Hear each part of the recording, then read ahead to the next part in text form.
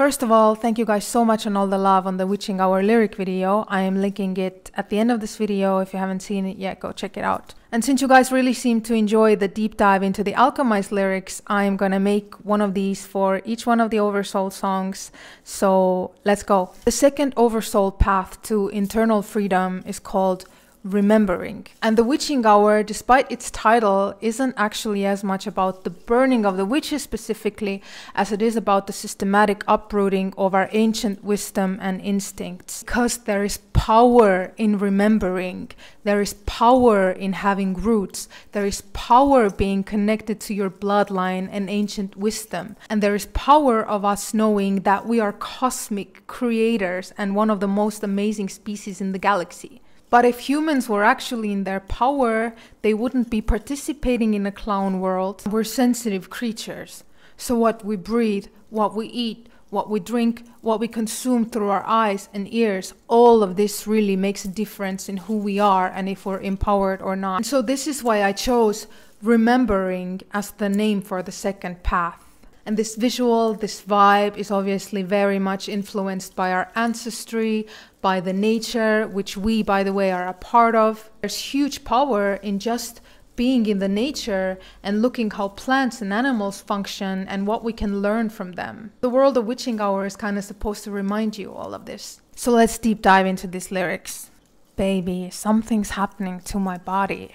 The supernatural is taking over me. Some transformation, something's happening. The magic in my veins through trials a survivor became. And yeah, here I'm taking lyrical inspiration from the witch trials or whatever trials, you know. Like my country, Estonia, which is the least religious country in the world, is heavily pagan. Like in a way, people still really believe in the nature. And when Christianity came, they killed people to convert the people. Which is why in my last video explaining the Alchemized lyrics, I said, I am not a religious person. Yes, I like some lines from the Bible. Yes, I like the concept of God, but you will not have me subscribe to anything that has harmed anybody to spread its truth. You can burn me. You can come with your guns and your bombs and your knives and your brainwash systems, but every attack will only be gasoline for my divine spark. And if my magic is so dangerous to you, it must be some serious magic. So light the fires, I'll become a phoenix. Cover my eyes, I will see with my heart. You will not uproot my essence. You will not, cannot take my magic. Changing till all my words they heal like poetry. Words are spells. Even in the Bible it says, first there was a sound, which means words are powerful, and which is also a reason why I created Oversoul, where there is literally no lyric that is not a mantra. Until my mind transcends reality. This is about the notion of mind over matter. Things happen in different dimensions before they happen in the matter. So there's power in realizing we're transcendent. And there's just a part of us which is a very important and magnificent part, this human part, which is manifested in this third dimensional reality. Now one of my favorite lines. Won't burn while up in flames, in the holy water I won't drown. There used to be these things during the witch trials called the float tests. So they would throw the witch in the water, and if the person floated, they were a witch.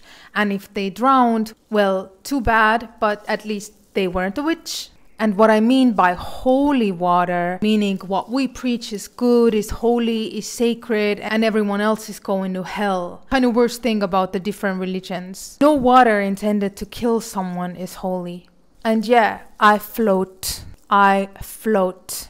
It is the witching hour. I'm taking back my power. In folklore, the witching hour symbolizes this hour of the night. It's usually the midnight or like 3 a.m. where the veil between the dimensions seems to be the thinnest and witches, demons, ghosts are at their most powerful. So it's kind of actually like a folklore fairy tale reference. Baby, something's happening to my body. My wounds are dripping gold. It's alchemy. It's about the notion of coming to terms with the fact that every trial, every pain, in a way makes you better. And maybe this whole notion of, oh, it was good for something, kind of just makes us survive as a species because life is so hard. But oftentimes when you look back, some of the things that you really didn't want to happen were the things that you really needed to happen. So this is a line about us not being able to control our destiny, but making the best out of whatever life throws at us. Sometimes allowing that wounding to happen.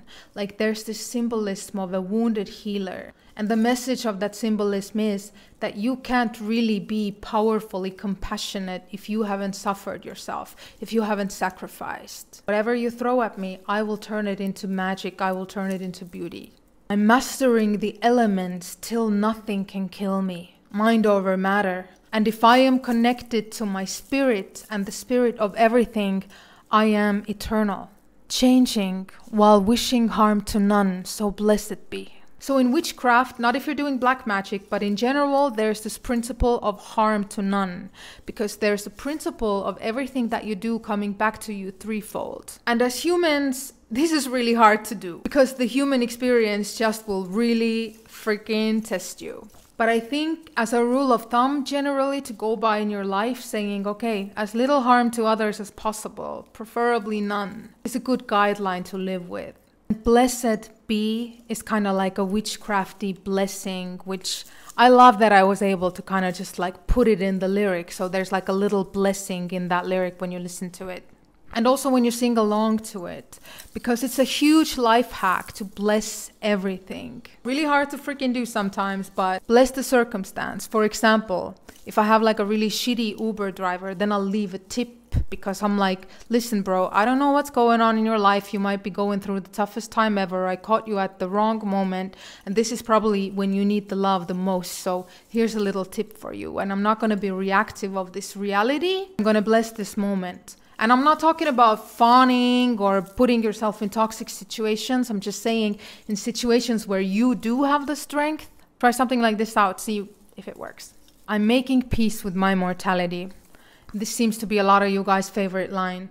And this is something I think about a lot. As a spiritual person, at least in my journey, but I also heard in other people's journeys, when you first start your spiritual journey, when you kind of realize that there's something beyond this third dimensional reality, you kind of start looking for all these other like magical things, you know?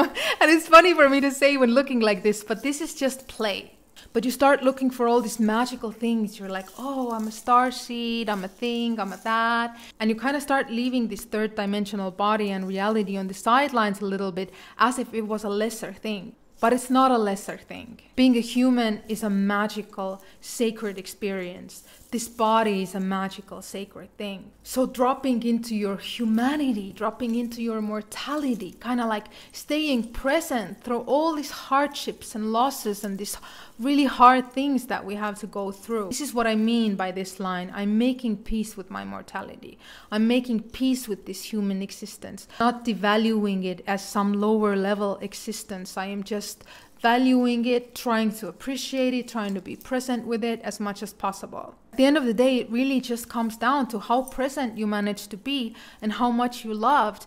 No one at their deathbed is gonna care about anything else. And what was it that you put out in the world? And were you present in your life? Were you living an authentic life? Also, being a co-creator of this whole experience, you kind of have a choice to live in a mental hell or to live in a mental heaven. Hope you guys remember your magic. I hope you remember your divinity. Make every wound drip gold. Make all your words beautiful as much as possible. And many blessings to you and yours.